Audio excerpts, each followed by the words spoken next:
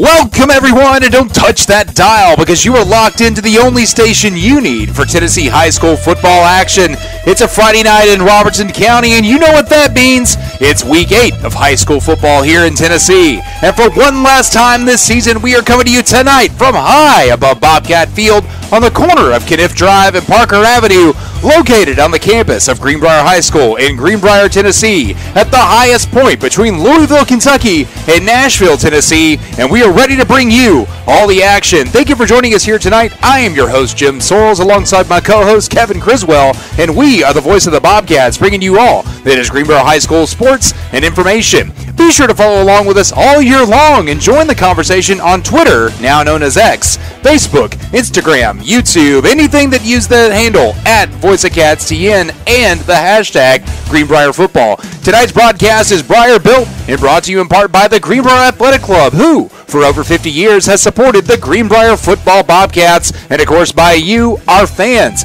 family, and friends, as none of this is possible without your support. Last Friday night, we were dancing on tabletops as the Bobcats shimmied and shook down Highway 76 to take victory at White House Heritage. The highest output of offense on the season saw Team Green amass 347 total yards and a 27-15 win over the Patriots. Senior quarterback Nolan Carson returned to the fold, completing 12 of 16 passes for 244 yards and 3 touchdowns, all of them falling into the hands of your Main Street Preps Robertson County Player of the Week, Travarius Flood. Flood, who last Wednesday had committed to chasing Lions in Clarksville for Austin Peay next fall, finished with 163 total reception yards on 6 catches with the 3 scores. He also handled the kickoff duties. He also kicked the extra points. He may have also filled the Gatorade cooler too, because let's face it, Austin Peay wanted him because he can do everything. The eventual game winner was punched in by Dalton Wilbur, who finished with 48 yards and the 1 score. He also caught 1 ball for 4 yards. Nate Castleman was also clutch with his 3 catches. Luke Meyer also coming up with 31-yard well. Defensively, a solid effort from Gang Green. Reese Jones getting the most out of the middle of the pack. He finished with 6 solo stops, 4 assists, and a couple for a loss and 1 sack. Tyler Adams had a similar stat line with 2 sacks. Meyer, Skurlock, Wilbur, Carson, and Castleman each with 5 apiece, and there were even some freshmen getting in on the fun, with Dalton Head laying 2 pivotal hits on special teams. At night's end, White House Heritage had previously entered, averaging 30.3 points per game at home, but it was held to a season-low 15 points at home by the Bobcat defense as well. It was their first home loss. Without a doubt, the team that will be noted as the easiest to research, the undefeated Firebirds, have been more than just their new turf. The Firebirds, led by the Coach of the Year candidate Tony Brunetti, sit atop Class 4A, the Main Street Preps Top 25, and the Top 5 in the Tennessean. Pearl Cohn has defeated 2 private school powerhouses in NBA and CPA this season, while also averaging 55 points per game in region play, and only giving up 8 in those 4 region contests. Last week, Pearl shut out Whites Creek 49-0. Preseason, Pearl Cohn had 8 of the 22 spots on the Class 4A All-State first team, including 3-year starter and junior quarterback Kayshawn Tarleton. His sights are locked into one thing beyond Friday night, beyond October 27th in the Marshall County Tigers, and what is shaping up to be the region championship, and beyond Nashville, as the 2023 Blue Cross Bowl will be contested in Chattanooga. They entered the year as the favorite in 4A and have not wavered from that fact. With 18 returning starters from last year's Class 4A runner-up team, who lost to Anderson County in a tight 34-30 battle, they may have been on cruise control for most of the season, laying waste and leaving nothing but smoldering wreckage in their path. They have outscored their opponents 297-47. Tarleton has been a stud, completing 50 of 83 passes for 1,047 yards, 18 touchdowns, and 3 interceptions. Friday night, he only attempted 6 passes in the rout of the Cobras. Their junior tailback, Javion Kennard, caught 1 of those for a score. He also rushed 5 times for 72 yards and a score. Kennard, who split time in the backfield, and when he's running wide open, he's a threat, but he also takes eyes off Dearius Reed and Donovan Higgins, the Firebirds' leading receiver. Higgins, with 6 scores to his name this year, he averages just under 66 yards receiving per game. Kennard is the all-round threat, amassing 598 yards of total offense by himself. He will be the one to not kick to on a kickoff or a punt. Defensively, a blackout, as already mentioned. Last Friday night was the 3rd consecutive shutout for the Firebirds that they have pitched. Grayson Beach has been the tackling machine with 50 total stops this season. Pearl will also boast 3 out of the 11 spots on the preseason defensive list with Beach, Emmanuel Russell, who has 28 stops, Kyler Garcia, who has 17 stops. The real fun one has been Josh Sims at defensive back. He is one of the tops of the tops in the state with 3 interceptions, 1 blocked punt, and 1 offer to play college football at Colorado for Coach Prime. There could be something about the Metro Water, as back during the spring, Sims, like his mentioned teammates Higgins and Tarleton, also put their speed to use on the track team. At last season's Class A meet, Sims came in 5th in the 300-meter hurdles with a time of 41.77 seconds. He's more than just a burner, though. He's an all-around athlete, as evidenced by his 4th-place finish in the decathlon. Donovan Higgins, that speedster receiver, he was your triple jump and decathlon champion. Pearl also took the overall team championships at the track meets.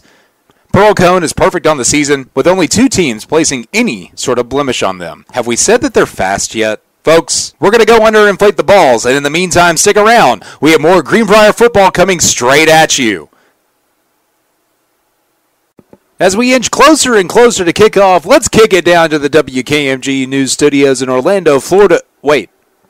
No, this week, we're going to send it down to Indonesia, as Tom Sorrells is on vacation, but still checking out the weather for us here in Greenbrier, Tennessee, courtesy of the WKMG News Team, Orlando, Florida. Here is Tom Sorrells with tonight's Friday football forecast. All right, greetings everyone. It is Friday night football time for the Bobcats again. I'm Chief Meteorologist Tom Sorrells from WKMG News 6 in Orlando, Florida. Right now, I'm high over the ocean, flying back from Singapore. But I wish I was with you guys. The weather looks perfect. Kickoff time for the Bobcats tonight. The temperature is 67. A little breezy, though. Wind from the west-northwest at about 8 to 10, sometimes gusting to 20, but no rain like we had earlier this morning. By 8 o'clock, 64. By 9 o'clock, Bobcat victory time. Temperature reading is 62, still breezy. All right, go play a great game. Go Cats, go!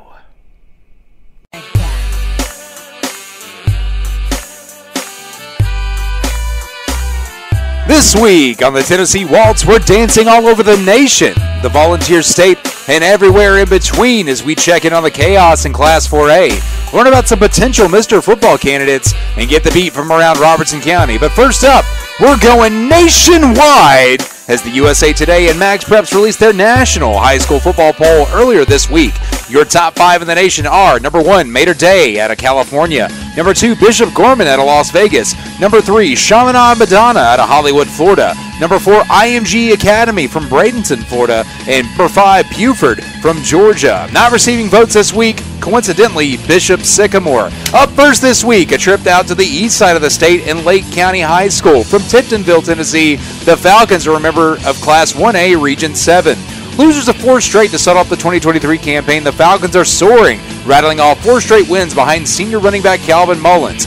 Mullins, with just over 200 carries, tallying 1,905 rushing yards through 7 games with 25 touchdowns. Coming out of nowhere, it seems, the senior has left the junior out of White County and Trip Pinion in the dust as he has taken over sole spot as the top rusher in the state. Others to watch in 1A, Cameron Schmidt from Dresden. The dual-threat senior quarterback has thrown for just over 1,150 yards and 16 touchdowns with 3 interceptions. He's also rushed for 472 yards and 8 touchdowns. As we look into Class 2A in Robertson County's own Isaiah Groves, he stands out as a front runner where he has 1,372 yards and 13 touchdowns during that same stretch.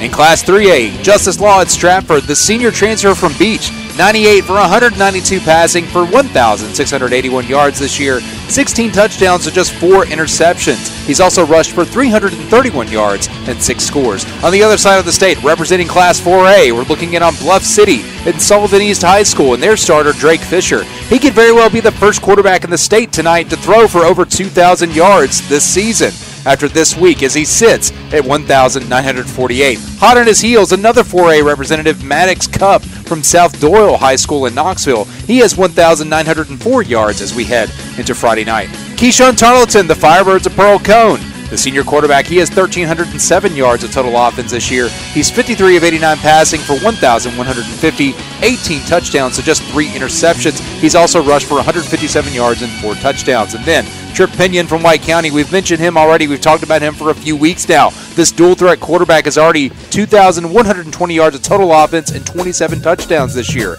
He's 46 of 91 passing for 526 yards. That's 1526, not 526. 6 touchdowns and no interceptions. He's rushed for 1,594 yards and 21 touchdowns on 159 carries. He's also chipped in 10 tackles on defense. Some impressive stats from 5A and Kelvin Perkins out of Southwind. The sophomore is 73 of 114 passing for 1,530 yards, 24 touchdowns and 2 interceptions. He's also rushed for 332 yards and 7 scores. In 6A, simply because I just love the name, Boo Carter from Bradley Central. The 4-star Tennessee commit has 46 tackles and 3 tackles for loss, 2 sacks, 4 pass breakups on defense through 6 games. He also has 755 all-purpose yards and 10 touchdowns. As for kickers, far and away, it's Grant Chadwick out of Tullahoma. The All-State kicker from last year is 7 of 11 on field goals, 16 extra points, and 27 touchbacks. He has a 42-yard punting average and a long of 70. Chadwick has offers from Memphis, Austin Peay, Yukon, and East Carolina to be a punter. We faced off against his brother a couple years ago. His brother only had 1 miss in his senior year against the Bobcats. Your Super 25 this week, courtesy of the Tennessean, where the writers of the USA Today Sports Network vote each week on the top 25 football programs in Tennessee. These rankings are regardless of classification. 3 brand new teams entering this week. Toward the bottom, Houston at number 23, Southwind at 22, and Upperman at number 25. Your top 5 for October 6 are number 1 overall McCallie, who was tied at number 1 last week. Number 2, Baylor, who was the surefire answer after that last week's matchup. Number 3 has Oakland sliding in, and with number 4 going to Alcoa, whose big win over Knoxville West propelled them to the tops of the tops. All 4 of these teams are off this week, leaving number 5, Pearl Cohn. Hey, we're playing them tonight. Main Street Prep saw it at the mid-state level, with Pearl Cohn taking the top spot once again. CPA, Oakland, Brentwood, and Centennial rounding out the top 5. Big games on tap this Friday. It's the game of the week by most publications.